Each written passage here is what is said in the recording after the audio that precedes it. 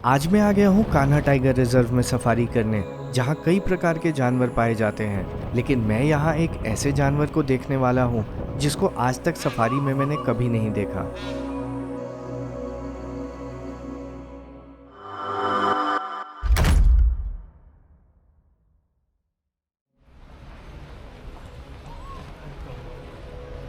ये है मध्य प्रदेश का कान्हा टाइगर रिजर्व और मैं अभी जा रहा हूँ यहाँ अपनी पहली सफारी पे। आज से पहले मैं यहाँ बस एक ही बार सफारी करने आया था, जहाँ मुझे टाइगर के साथ अलग अलग जानवर देखने को मिले थे। अब आज फर्स्ट सफारी अपन जा रहे हैं कान्हा जोन। देखते हैं, मॉर्निंग में तो साइटिंग इतना अच्छा नहीं हुआ था, लेकिन इवनिंग में ट्राई करते हैं जूनियर बजरंग के लिए, ओके मेल टाइगर के लिए। उसकी बढ़िया साइटिंग हो रही है। अभी वो कान्हा मेडोज तरफ ही है। ओके शायद उसने किल भी करा है वहाँ पे, as per report. Okay try करते शायद मिल जाए। बाकी देखते हैं और क्या क्या मिलता है अपने को। ट्राई करेंगे बारहसिंगा भी अच्छा मिल जाए अपने को। मेरा नाम सुखेंद्र है। ओके। और हमारे साथ नदीम भाई हैं, ड्राइवर। हेलो। आज सुबह गए थे आप लोग सफारी? हाँ, सुबह मैं तो गया था। यहाँ पे ऐसे अलग अलग 4 जोन है। मैं कान्हा जोन पे ही सुबह का सफारी रहा। ऐसे टाइगर साइटिंग तो नहीं हुआ, बट काफ़ी मूवमेंट था। देखते हैं अभी क्या होता है शाम को। कुछ साल पहले तक इस गेट से सफारी स्टार्ट होती थी, लेकिन अब गेट को जंगल के और बाहर कर दिया गया है, जहां से अभी हम आ रहे हैं।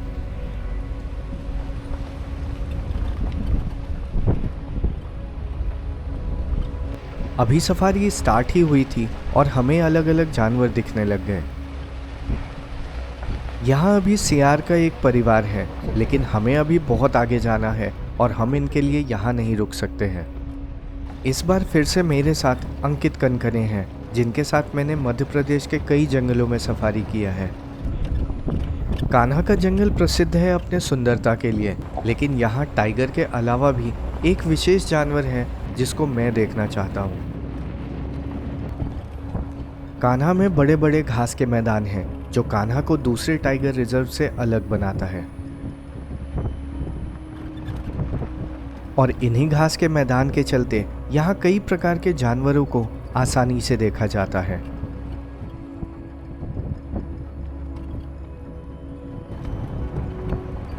कान्हा में 4 प्रमुख सफारी जोन्स हैं, जिसको कान्हा, किसली, मुक्की और सरही के नाम से जाना जाता है। और अभी हम कान्हा जोन में सफारी कर रहे हैं।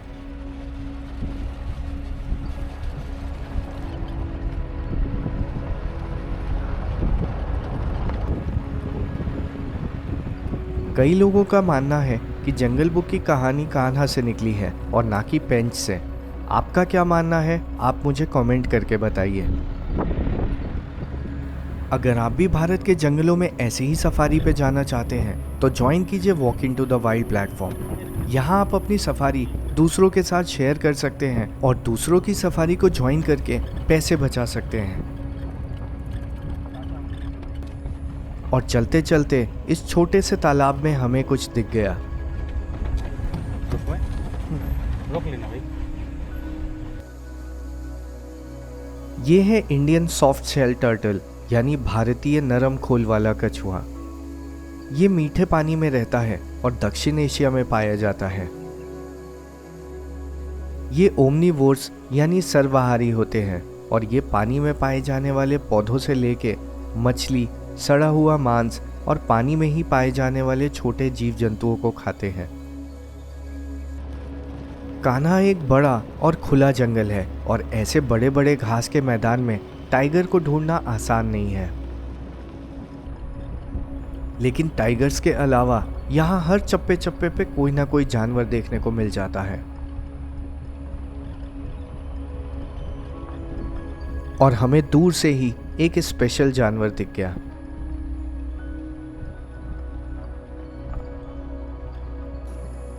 यहाँ एक चीतल का झुंड अभी घास चर रहा है, लेकिन इस झुंड में एक जानवर है जो थोड़ा अलग है।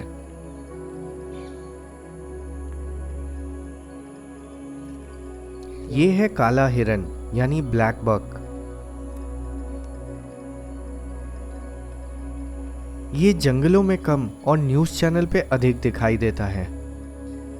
कान्हा में लगभग 50 की संख्या में इन्हें लाया गया था, लेकिन अब यहाँ ये केवल 4 ही बचे हैं। इंसानों के अलावा इनका शिकार लेपर्ड और टाइगर जैसे जानवर करते हैं।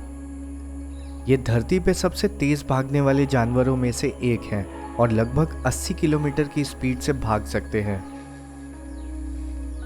काले हिरन दिन में सक्रिय रहते हैं और रात में आराम करते हैं।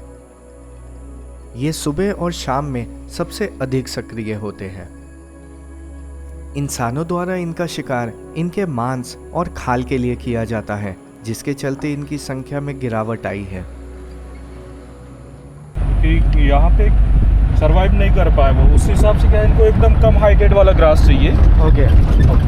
जहाँ बहुत हाइटेड ग्रास रहेगा उधर वो जाने के लिए भी डरता है। और पहले कितने लाए गए थे यहाँ पे? यहाँ 50 करीब लाए थे और 4 बचे अब। हाँ, अभी के टाइम में फिलहाल 4 ही दिख रहे हैं यहाँ पे। ओके।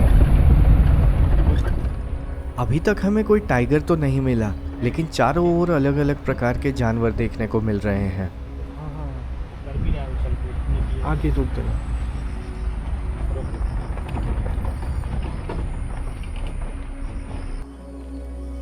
जैसे जैसे अब दिन ढल रहा है, ये ग्रे लंगूर, जिन्हें हनुमान लंगूर भी कहते हैं, अब धीरे धीरे पेड़ों पे जाने लगे हैं।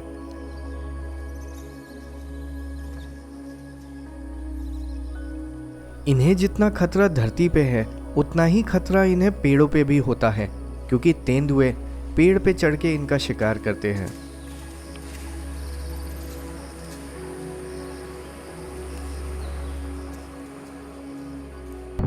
हम ऐसे ही जंगल में इधर उधर छानबीन कर रहे हैं, लेकिन हमें अभी तक ना कोई टाइगर मिला है और ना ही कोई अलार्म कॉल।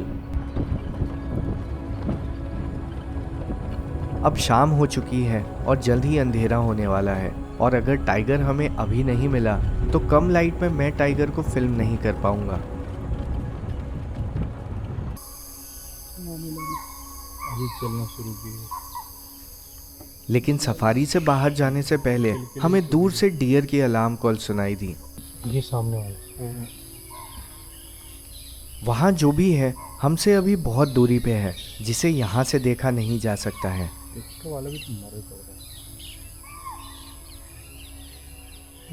अब सफारी का समय भी समाप्त होता जा रहा है और जंगल के उस हिस्से में जाने का कोई रास्ता भी नहीं है। बढ़ गया ना आगे। ऐसा क्या है ना, उसको पहले डियर स्टॉक किया, नहीं समझ में आया, उसको आगे 12 सिंगा दिख गया, तो उनको स्टॉक करने के चक्कर में दौड़ रहा है टाइगर, हम तभी इतना तेज चल रहा था। और उधर जा नहीं सकते ना, कहीं आगे इधर, लेकिन वो कुछ सेंटर में है, अपन ऐसे जाएंगे। ओके। तो यहाँ से जितना डिस्टेंस है उस साइड पर रोड पे।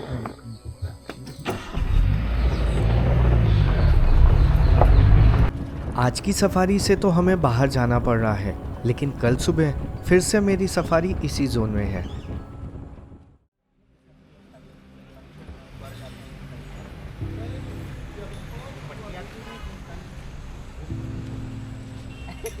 और सुबह सुबह हम फिर से अपनी सफारी के लिए कान्हा जोन में जा रहे हैं।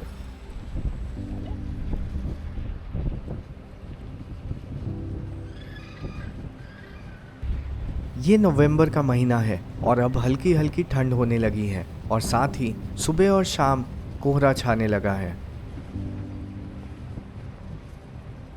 अभी हम सीधा उसी बड़े से घास के मैदान की ओर जा रहे हैं जहां कल शाम में अलार्म कॉल हुई थी। लेकिन जंगल के खुले हिस्से में चारों ओर घना कोहरा छाया हुआ है और ऐसे में किसी भी जानवर का दिखना आसान नहीं होगा।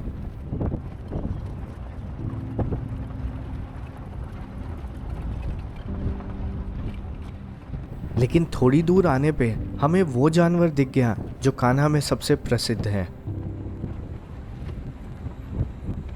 बस रोक दो। ये है बारहसिंगा, मध्य प्रदेश का राज्य पशु।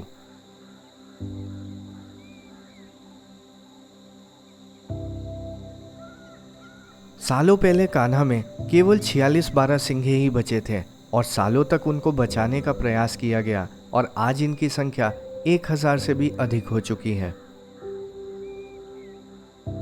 आज इनको कान्हा से अलग अलग जंगलों में बसाया जा रहा है ताकि किसी अनहोनी होने पे अगर ये एक जंगल से विलुप्त भी हो गए तो इनको बचा के इनकी संख्या को फिर से बढ़ाया जा सके।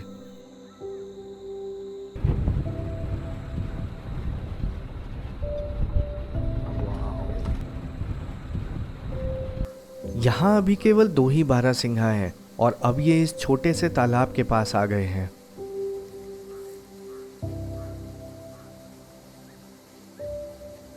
बारहसिंघा घास और पत्तियों के अलावा पानी में पाए जाने वाले पौधों को खाते हैं, जिसके लिए अब ये पानी में आ गए हैं।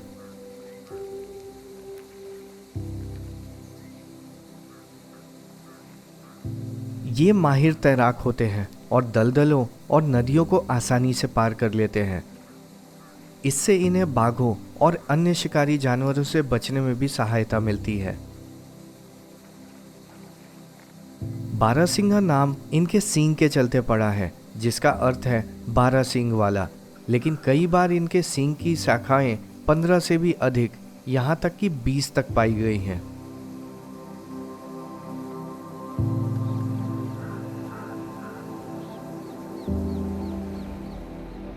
बहुत देर तक इनको देखने के बाद अब हम अपनी सफारी पे आगे जा रहे हैं।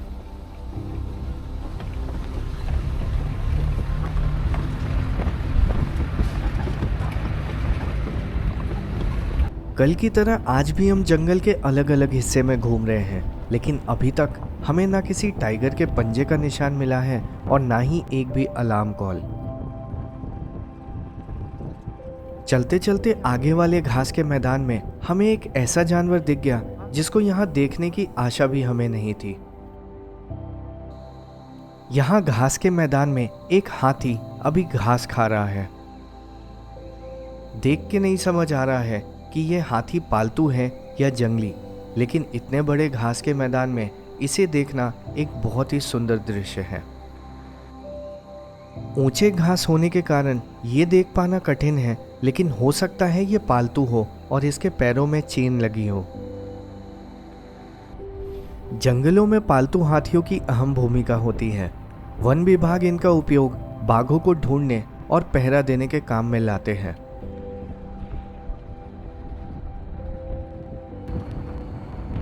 कान्हा के जंगल में बाघ दिखे ना दिखे, लेकिन जंगल इतना सुंदर है और यहाँ हर थोड़ी दूर पे अलग अलग प्रकार के जानवर देखने को मिल रहे हैं, जिससे सफारी और रोचक हो गई है। और फिर से थोड़ा आगे आने के बाद हमें एक और जानवर दिख गया। ये है गौर, जिसे इंडियन बाइसन भी कहते हैं। गौर दुनिया के सबसे बड़े मवेशी हैं, जिनका शिकार करने के लिए गिनती के ही जंगली जानवर हैं। इनका शिकार तेंदुए, जंगली कुत्ते और बाघ करते हैं, लेकिन ये सब केवल छोटे और कमज़ोर गौर का ही शिकार करते हैं। अभी तक हमें हर प्रकार के जानवर देखने को मिल रहे हैं, लेकिन देखना है आज हमें टाइगर देखने को मिलता है या नहीं।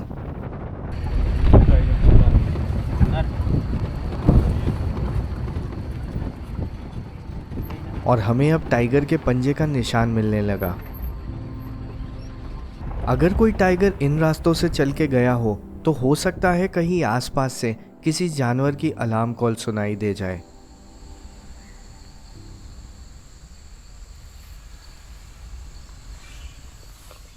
गाड़ी घुमा बढ़ रहा है। और ऐसा ही हुआ, हमें दूर से अलार्म कॉल सुनाई दी और अब हम उस अलार्म कॉल की ही ओर जा रहे हैं कि शायद वो टाइगर कहीं चलता हुआ मिल जाए।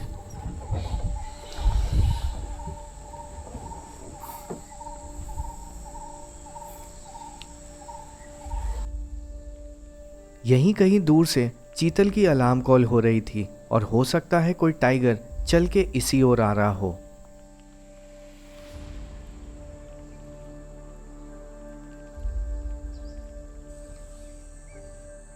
और अलार्म कॉल सुन के और भी ढेर सारी सफारी गाड़ियां यहां आ गई हैं।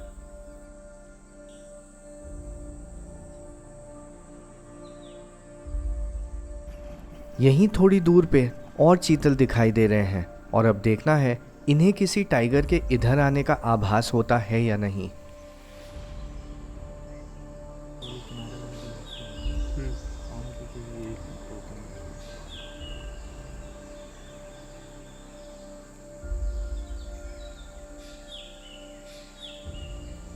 लेकिन जब हम वहाँ टाइगर के लिए प्रतीक्षा कर रहे थे, पता चला कि कुछ ही मीटर पीछे कुछ ऐसा देखा गया है जो मेरे लिए आज टाइगर से भी अधिक रोचक हो गया है। दो ही है ना?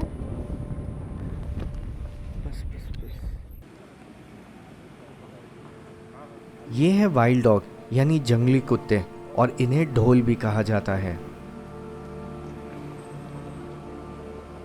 मैंने आज से पहले इन्हें कभी भी सफारी में नहीं देखा है।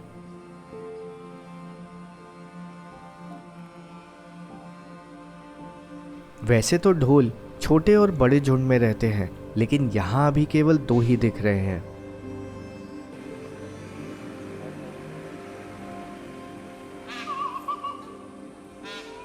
तो टाइगर को छोड़ के अब हम इन 2 ढोल के पीछे जा रहे हैं जो अभी घने जंगल में चले गए हैं, और हो सके ये कहीं आगे चलते हुए दिख जाए।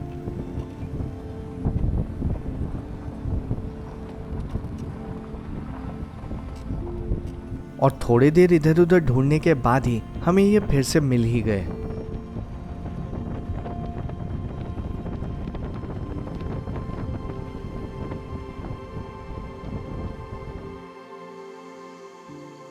आज तक मैंने सफारी में कई बार टाइगर्स को देखा है, लेकिन आज पहली बार मुझे वाइल्ड डॉग्स देखने को मिले हैं। ढोल एक सामाजिक प्राणी है और ये झुंड में रहते हैं और मिल के शिकार करते हैं।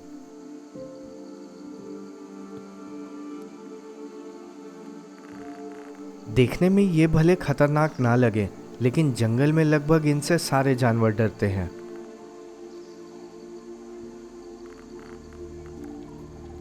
ये झुंड बना के अपने से कई गुना बड़े शिकार को भी घेर लेते हैं, लेकिन जैसे कोई भी शिकारी अपने शिकार को खाने से पहले मार डालता है, ढोल अपने शिकार को जिंदा खाने लगते हैं, जो इनके शिकार के लिए एक कष्ट से भरा अंत होता है।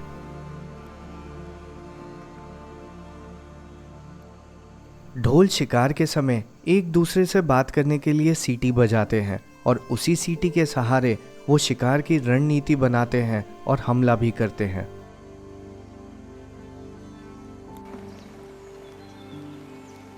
धीरे धीरे ये फिर से घने जंगल की ओर जा रहे हैं, लेकिन इतने देर से भाग भाग के इनके शरीर का तापमान अधिक हो गया है, जिसको ठंडा करने के लिए ये अभी नदी में बैठ गए हैं।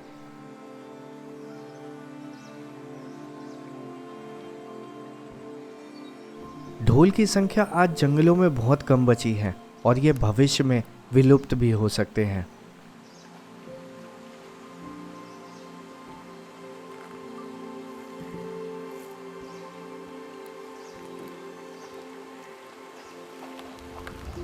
और वो फिर से घने जंगल में गायब हो गए। बहुत देर तक उन ढोल के पीछे भागते हुए अब सफारी का समय भी ओवर होने लगा है। कान्हा जोन में ये मेरी अंतिम सफारी है और आगे की सफारी दूसरे जोन में है। तो इस जोन की सफारी खत्म होने से पहले अभी हम आ गए हैं यहाँ के फेमस सेंटर पॉइंट पे, जहाँ सफारी में ब्रेक लिया जाता है।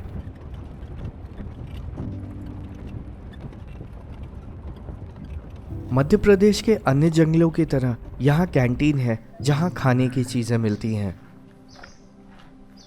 लेकिन ब्रेकफास्ट से पहले ये एक खास बनावट है जिसे मुझे देखना था।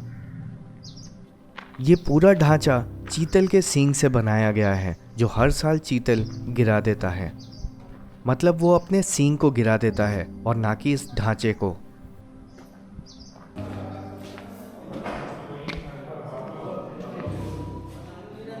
और ये है इस सेंटर पॉइंट का कैंटीन, जहाँ खाने पीने के लिए मिलता है।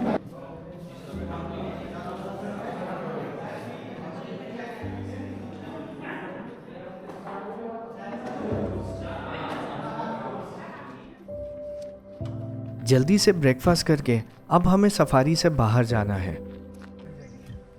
अंकित के साथ मेरी सफारी में ये पहली बार हुआ है जब मुझे टाइगर नहीं देखने को मिला, लेकिन जंगल में सफारी की ये भी एक सच्चाई है जहां आपको हर बार टाइगर को देखने की अपेक्षा नहीं रखनी चाहिए। अब कल की सफारी के लिए मैं जंगल के इस हिस्से को छोड़ के दूसरी ओर जाने वाला हूं, जहां मुझे आगे की सफारी मुक्की जोन में करनी है। अब देखना है आगे की सफारी में मुझे और कौन कौन से जानवर देखने को मिलते हैं। आज की सफारी में आपको क्या अच्छा लगा मुझे कमेंट करके बताइए और चैनल को सब्सक्राइब करके मुझे सपोर्ट करते रहिए।